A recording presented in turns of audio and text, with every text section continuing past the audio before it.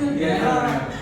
Tuh, 2 3. Salam TLM ITL Trisakti 97531. Belajar belajar sukses. Sukses. Assalamualaikum warahmatullahi wabarakatuh.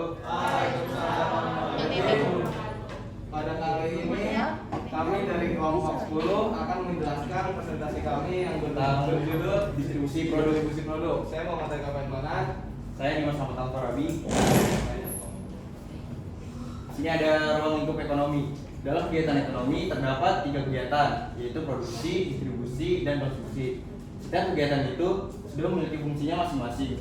Dari ketiga kegiatan itu bisa dibilang bahwa distribusi memiliki peran yang cukup penting, karena dari kegiatan inilah hasil produksi bisa dikonsumsi atau digunakan oleh konsumen. Serta dari kegiatan ini produsen atau perusahaan bisa mendapatkan keuntungan.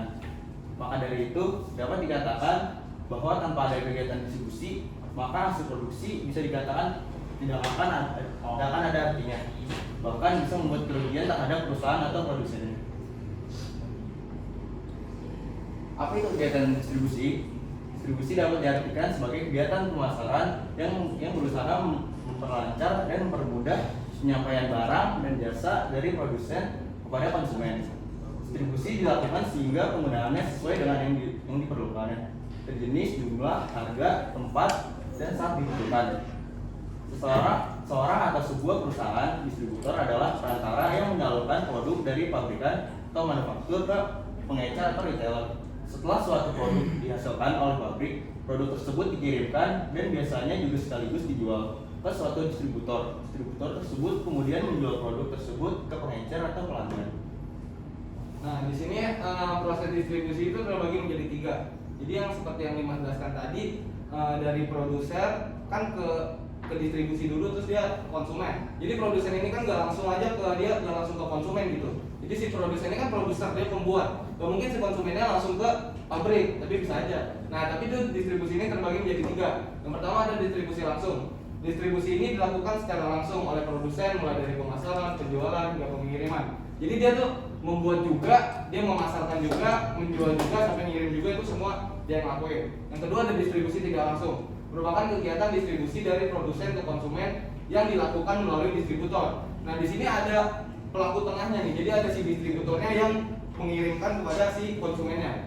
Dan yang ketiga ada distribusi semi langsung, merupakan kegiatan distribusi di mana produsen dapat mengontrol distributor dalam pendistribusian barang. Nah, yang semi langsung ini dia tuh jadi produsernya, dia ingin mengirimkan ke konsumennya, cuma melalui distributor. Nah, distributor ini masih dipantau oleh si produsernya itu, produsernya tersebut.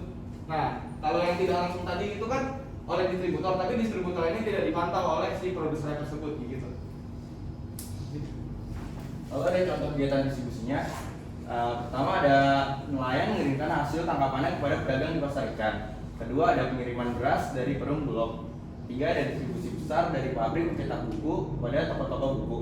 Keempat ada ekspor kelapa ke luar negeri. Dan terakhir ada impor baju dari brand ternama asal Eropa. Selanjutnya strategi distribusi dapat bervariasi tergantung pada jenis produk atau layanan, pasar sasaran, dan preferensi konsumen. Beberapa perusahaan menggunakan saluran distribusi langsung pada konsumen melalui toko fisik, toko online, atau saluran distribusi lainnya, seperti agen, perantara, atau grosir. Sedangkan yang lain menggunakan saluran distribusi melibatkan beberapa tingkat perantara sebelum produk sampai ke tangan konsumennya. Terus distribusi service ada yang pertama distribusi langsung pada konsumen, kedua ada distribusi melalui retail, ketiga ada distribusi melalui grosir, keempat ada distribusi melalui agen atau perantara, terakhir melalui distribusi sistem franchise. Contoh aktivitas distribusi produk. Pertama, pemrosesan pesanan, memeriksa dan memproses pesanan dari konsumen atau pihak lain yang meminta produk atau layanan. Kedua, ada pengemasan, memilih produk dari stok yang tersedia dan mempersiapkannya untuk pengiriman dengan memastikan pengemasan yang aman dan sesuai dengan standarnya. Tiga, ada pemilihan barang, memilih produk dari gudang atau stok yang sesuai dengan pesanan yang telah diproses untuk dipersiapkan untuk pengirimannya. Keempat, ada penyimpanan produk dalam fasilitas penyimpanan yang sesuai dengan standar keamanan dan lingkungannya. Terakhir ada pengolahan persediaan melalui pengolahan persediaan untuk memastikan persediaan produk yang tepat pada waktu yang tepat Ini termasuk memantau tingkat persediaan, menghitung stok, dan lain-lainnya. Ini ada lagi. Dan yang keenam ada transportasi, mengatur pengiriman produk dari pusat distribusi atau gudang ke lokasi tujuan menggunakan berbagai metode transportasi seperti truk, kapal, dan pesawat. Yang ketujuh ada pelabelan dan pelacakan, memberikan label pengiriman, memasang informasi pelacakan, dan memantau pergerakan produk selama distribusi. Nah, ini yang ketujuh ini dia masuk ke distribusi semi langsung. Yang kedelapan ada pengiriman dan penyerahan, mengirim produk ke konsumen atau titik penjualan dengan menangani proses pengiriman secara tepat waktu, aman, dan efisien. Dan yang terakhir ada layanan pelanggan pasca penjualan, menangani permintaan pengembalian produk, pertanyaan pelanggan, atau kebutuhan pelayanan pelanggan lainnya yang muncul setelah produk diterima oleh konsumen. Dan kita masuk ke bagian supply chain atau rantai pasok. Distribusi merujuk pada serangkaian aktivitas yang terlibat dalam proses mengirimkan produk atau layanan dari produsen atau penyedia ke konsumen akhir atau pengguna. Ini adalah bagian penting dari rantai pasokan atau supply chain, di mana produk yang diproduksi atau layanan yang disediakan didistribusikan ke tempat-tempat di mana konsumen dapat memperolehnya. Jadi supply chain ini dia masuknya ke umum, yang dari benar-benar bahan mentah dari perusahaan manufaktur sampai ke pelanggan terakhir kayak gitu. Jadi di sini ada perbedaan antara rantai pasok dan saluran distribusi. Seperti yang sudah saya jelaskan, rantai pasok ini kan mengacu pada seluruh jaringan entitas yang terlibat dalam pembuatan dan pengiriman produk atau layanan, mulai dari bahan mentah hingga pelanggan akhir dari perusahaan manufakturnya. Ini mencakup pemasok, produsen, distributor, grosir, pengecer, dan perusahaan logistik yang terlibat dalam proses produksi dan distribusi. Sedangkan saluran distribusi ini, di sisi lain, saluran distribusi mengacu pada perantara yang terlibat dalam pergerakan barang atau jasa produsen ke konsumen akhir. Ini mencakup perantara seperti pedagang grosir, pengecer, dan pasar online yang membantu distribusi produk ke pelanggan akhir. Jadi kalau distribusi ini dia dari produsernya ke konsumen doang. Kalau si rantai pasok ini benar-benar dari awal, dari sebelum di produser ini. Misalkan contoh, produser ini kan dia toko buku, misalkan produsernya toko buku. Toko buku ini kan menjual ke konsumen. Toko buku ini kan dia gak mungkin yang membuat kertas buku-buku tersebut. Jadi ada lagi sebelum-sebelumnya kayak perusahaan manufaktur yang menerima supplier dari kayu dibuat jadi kertas, dari kertas misalkan. Nah, kertas itu kan dibuatnya di perusahaan manufaktur dikirim ke produser gitu, produser ke konsumen gitu lewat distribusi gitu. Dan ada supply chain management. Manajemen rantai pasokan, supply chain management adalah proses pengelolaan aliran barang dan jasa dan dari suatu bisnis, termasuk setiap langkah yang terlibat dalam mengubah bahan mentah dan komponen menjadi produk akhir dan mengantarkannya ke pelanggan akhir. SCM yang efektif dapat membantu merampingkan aktivitas perusahaan untuk menghilangkan pemborosan, memaksimalkan nilai pelanggan, dan mendapatkan keunggulan kompetitif dasar. Jadi ada 3 poin penting dalam supply chain management ini. Yang pertama, dengan mengelola rantai pasokan tersebut, perusahaan dapat memangkas kelebihan biaya dan mengirimkan produk ke konsumen dengan lebih cepat dan efisien. Dan yang kedua, ada seorang manajer rantai pasokan bertugas mengendalikan dan mengurangi biaya serta menghindari kekurangan pasokan. Dan 5 fase paling penting dari supply chain management adalah perencanaan, pengadaan, produksi, distribusi, dan pengembalian barang tersebut. Sekian dari kelompok saya dan Dimas. Baik, yang dipertanyakan Ada yang mau bertanya? Maul.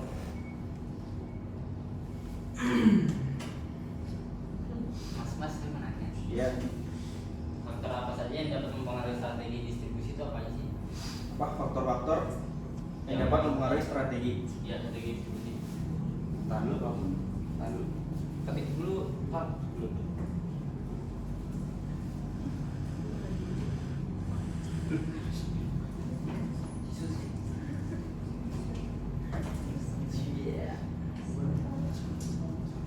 Ada lagi yang mau bertanya? Baris. Izin untuk bertanya, Bu. Silakan. Untuk Dimas dan Haikal, siapa sih pelaku utama dari pelaksanaan SCM atau supply chain management? Dan siapa yang mengatur semua itu? Terima kasih.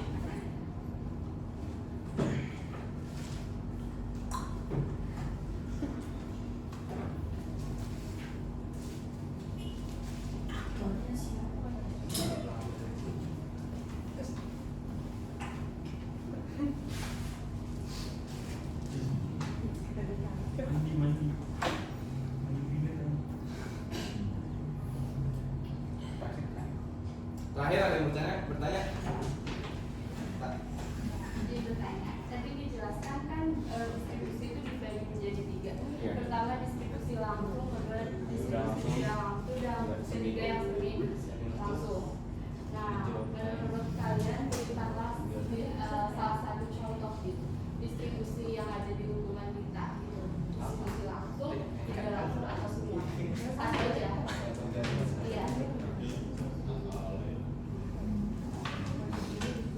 Udah deh, tiga aja. Kira-kira cukup ya? Kira cukup.